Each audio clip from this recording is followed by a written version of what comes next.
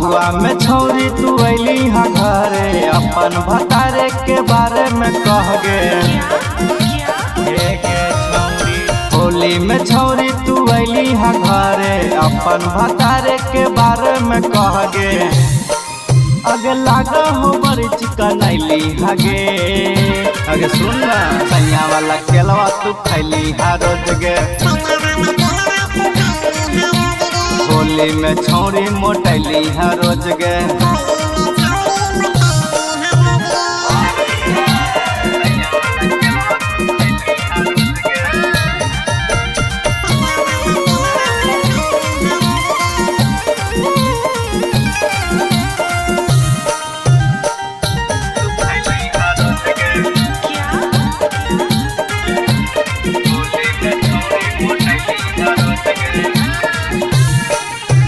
पातर दहिया मोटैलौगे काका तो पियावा खिलैलकौगे।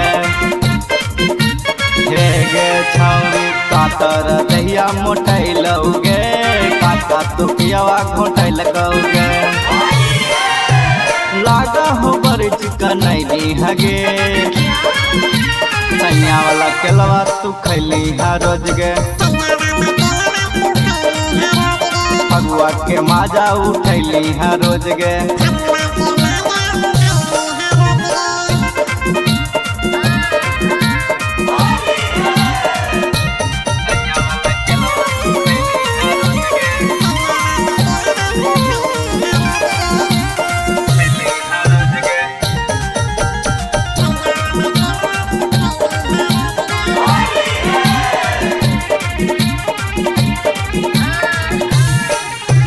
शंकर बिहारी पीछे रौकी गे के गो तोराली हल चौकी गे।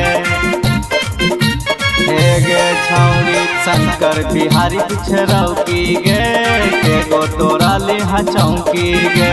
हे गे सुन छोटू राइटरवा से खेल ही खेल गे। सैया वाला केलवा तू खैली हा रोज गे। होली में माजा उठैली हा रोज गे।